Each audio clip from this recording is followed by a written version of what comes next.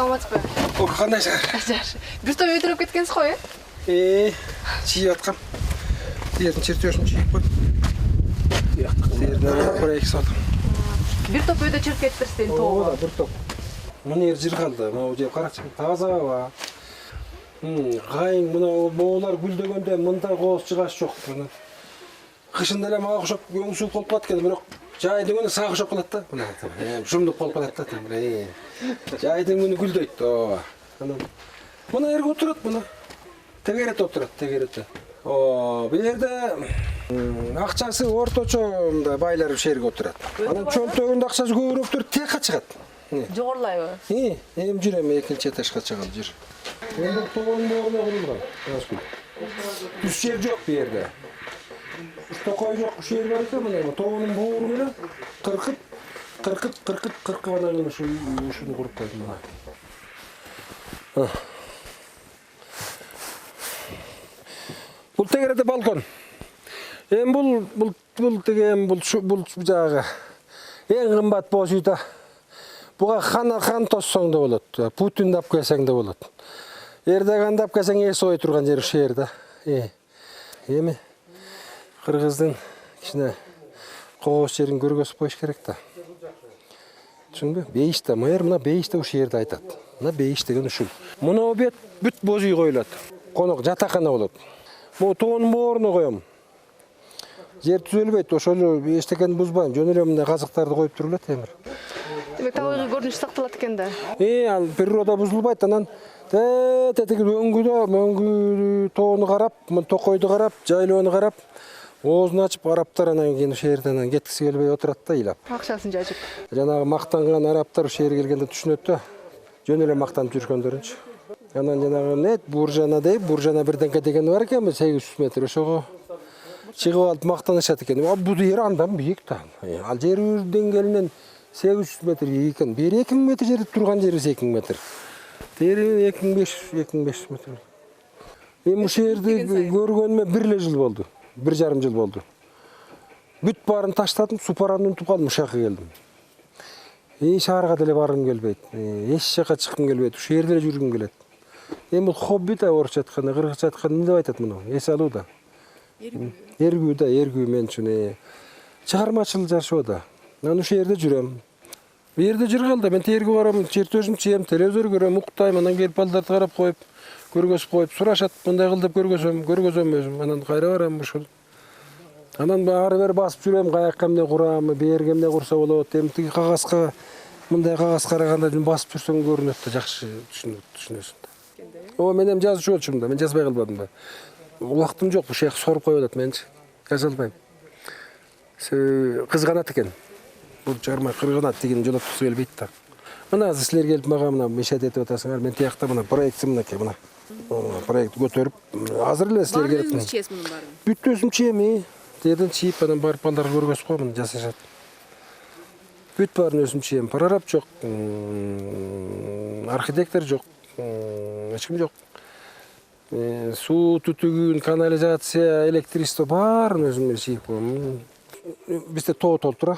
Өмүрүм өткүчө 4-5 жерге ушундай курайын деп атам. Болгон акчам байлыгымды ошого салам, себеби деген бул айылдагы кыргыздардын экономикасынын өнүгүшүнө чоң салым экен. Ошол жерде айылдын этин алабыз, сүтүн алабыз, атын минебиз, келип иштешет ошол жерде, каймагын сатат, бүт баары өтөт да. Курутун сатат, анан главный бу жерге деген жана байлар бизге келет, акчасын каяка таштаарын билбей кетип атпайбы. Бизде көрө турган Бишкектин эмнесине кызыгат? Бишкекте кызыгат турган эчтеке жок. Ысык көлгө барат, анан ысык көлдү көрүп эле атышат, бирок ысык көлгө баргандар тоого чыккысы келет. Мотон, мисалы үчүн, ысык көлдөн кем эмес потенциал, туристтик потенциал биздин тоолордун. Бирок тоого барсаң, жанагы ажаткана деген жок да. Алар деген бизге окшоп токойдун арасына барып келгенди түшүнбөйт, алар уялат да андайданчы. Алар бир мындай ратай, бир таза жерге барып отургусу келет. Анан биздин өзү ички туристтер деле келейин десең, мына аларчанын ичине барсаң, баса албайсың. Баса албайсың, таагаланып жыгыласың. Көп жерди сурайын десең, билесиң да, басып жатса бербейт. Эми бу жерди баштаганда айланан жайында ызы чуу көп. Бүт кыргыздын бар чоолу арчат ушул жакта. Маарым райондагы арчыл бар да. Кыйратып атат, талкалап атат, природаны баарын бузуп атат. Ич тардык. Ушул жерде бир бизнес кылгандар бар экен, анча-мынча бир багы. Арзан оокат кылгандар. Эми ошолор менин бизнесим тартып, алардын иши мага келбейт. Алар 1000 сомдук кишилерге мага 10 000 сом төлөгөндөр келет да. Мен 1000 сомго жаткызбай, бирештебейм бияка. Bir günde 200 dolarга жатат бияқачы. Себеби бүт шартын түзөт. Тимеле келгенде тосуп алып жаш баладай. Алды элеп анан алды элеп кайрып жатып коем да. Анан акчаны алыш үчүн көп акча салыш керек. Анан кыргыздар бекер байгысы келет да. Анан кийин 2 күндө эле байып, 2 жылда байып кетсе андай болбойт да. Эми чет элдик инвесторлор коркот. Алар чет элдик инвесторлор келип туруп жана алтын алардын пайдасы көбүрөөк да мындан 5 эсе көбүрөөк да. Бат алып турган алып кеткиси келет да. Бу жерде деген биз кыргыз тили бизнестерине керек, бизнесмендерине. Анын үчүн биз шартты билиш керек. Каерге мен мисалы кыргызмын мен жердин шартын билем.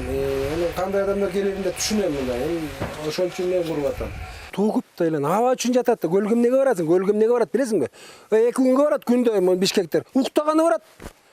Көлгө мен түшпөйм, мен уктаганы барам. Көбү түшпөйт көлгө. Аба истеп барат, мояк ызыктан качыпчы. Түшүнбү? Өзбек күйүп атат, казак менен күйүп атат. Эми казактын Жамбыл, Чимкент тетиги Кызыл Ордасы жатат. Ысык. Ошолор келсе, эми кымбат кылбай тоо туризми кылсак, тоо туризминин эмнеси жакшы? Буяктан баягы элди салып кетет, кымыз. Сүт ичирип ошону менен кызыктырыш керек экен. Бул мен өзүм ошону айыктым. Мен 20 жыл ооругам.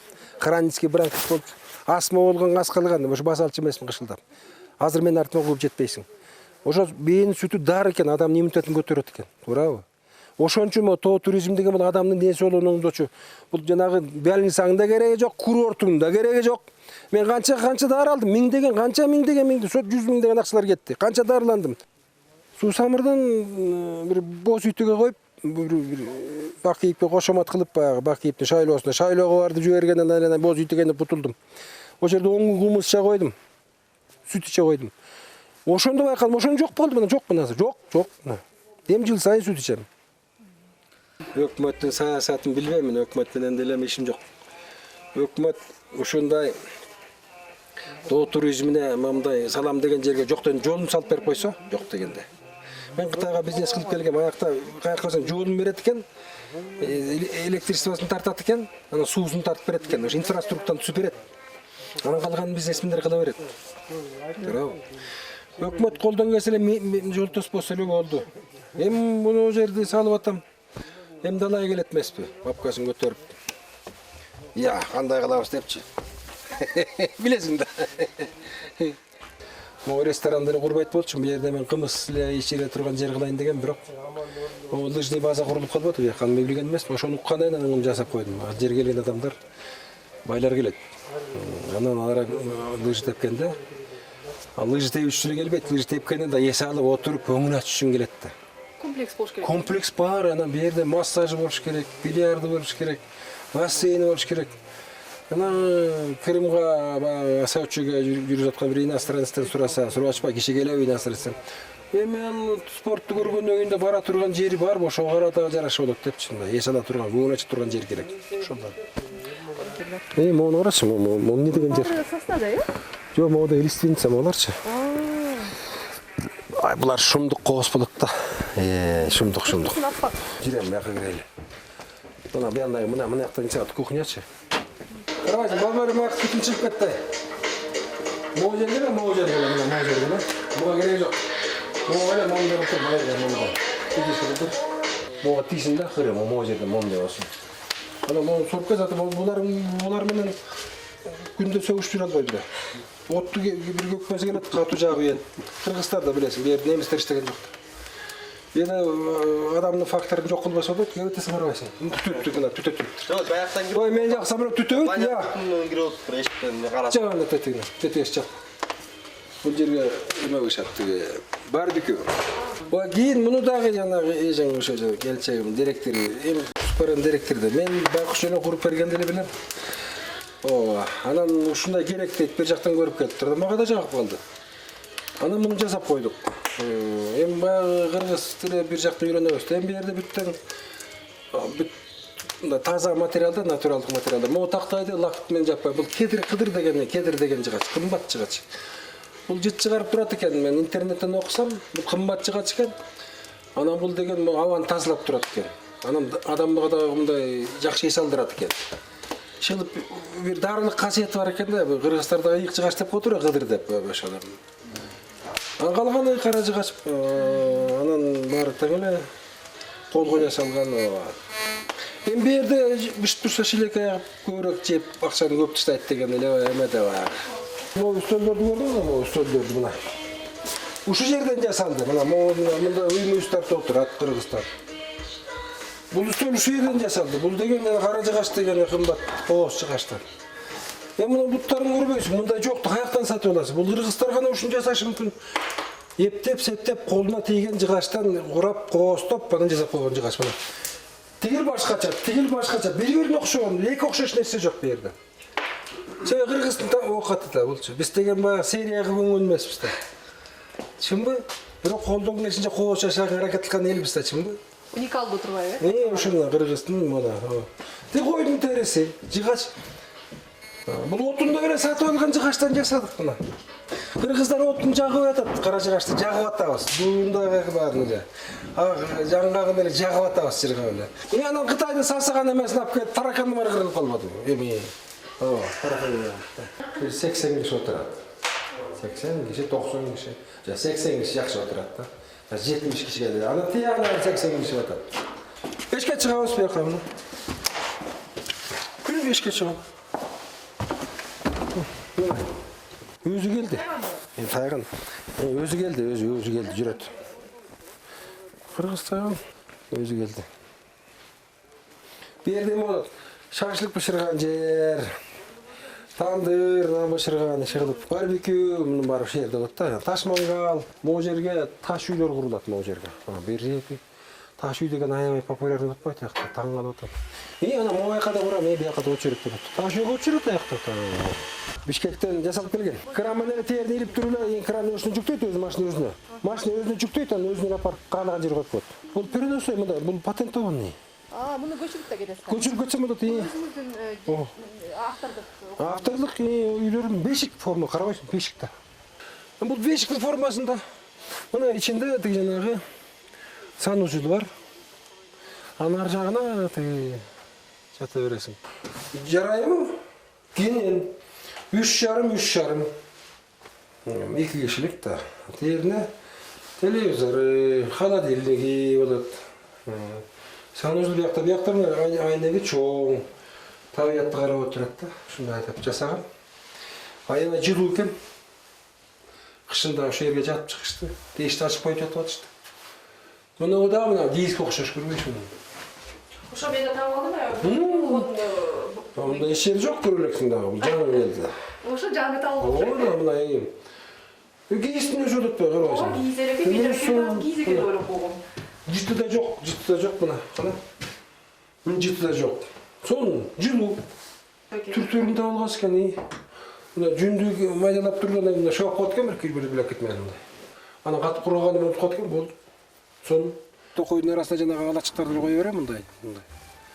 Эл ушуну кыдырып барып жатып эс алып жүрө берет, эми көрөбүз да.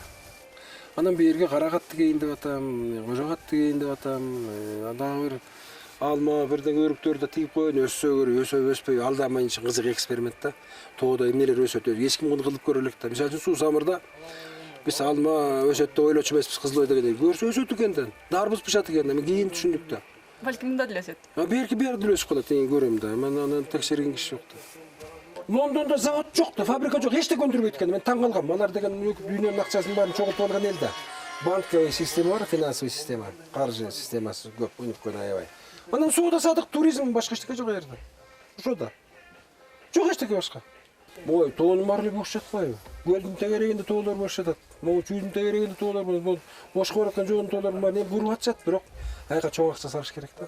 Көп жеринде свет барган эмес да.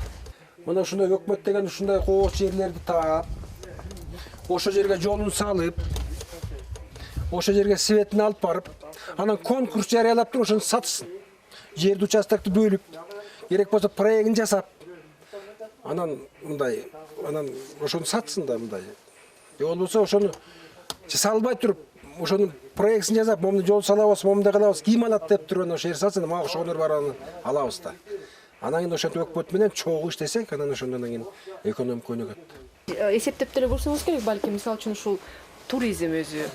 Анын ичинде тоо туризми, мисалы үчүн кыргыз экономикасынын канча бөлүгүндө тартып кеткен? Биле албайм аны. Менин оюмча 10%, 15% тартышы мүмкүн деп ойлойм да. Мындай.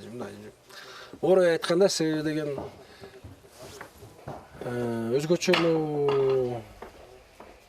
көл тарап, Чүйдүн тоолору, анан нарын ушундай жерлер бар. Соң көлдө эле мен дагы үйлөр жасадым биякта. Соң көлгө да кийин ачам го. Жүктөп барып жүктөп кетмейчи. Кышында иштебейт да аякчы. Эми таштап койсоң деле соң көлгө да куруп койсок болот. Бирок азыраак да. Убактысы азыраак да. Мына азырынча биринчи могу шаарга жакын жерлердин перспективасы аябай жакшы. Шаардагы адамдар бар эс алат да, мына ар бир капчыгайга куруш керек ушундай айтыш айнат. Жерге батпайт эл. Батпайт. Кийин көрөсүң, могу жерге батпайт. Мен көзүм жетип турат аны. Мен айткандай эле болот.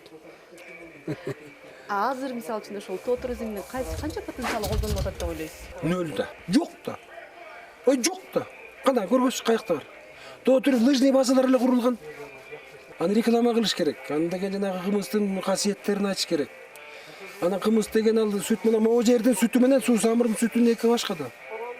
Мен ошон үчүн мун төрүндө жайлоо бар экен, ошого чыгарайын дедим элерди. Суу самырдын сүтү башка болот. Соң көлдүкү башка болот. Асайды кандан жакшы болот. Бетеге жеген бээнин сүтүнүн дарылык касиети да күчтүү болот да. Эми анын туристтеринде түрлөрү бар да. Мындай бийик ушундай токою жок жерге барып эс алгысы келет, бийик жерди көргүсү келет. Ушундай жерлер бар. Соң көл мисалы үчүн аябай каркыра, шумдук жер. Ушулардын баарына курса, эми мен ага өмүрүм жетпейт да. Мен карып калбадым мен. Эми азыр жаш болсом, бир 30та болсом баарына жетишмекмин. Эми аны билбейм анан. Бирок мен ушул 3-4 жерге ушу жасап кетейин деп атам. Эми ал мындан башкача болот. Кийинкиси башкача болот. Түрлүү кылып, проектisi башкача болот. Бири-бирине окшоштурганда болбойт да.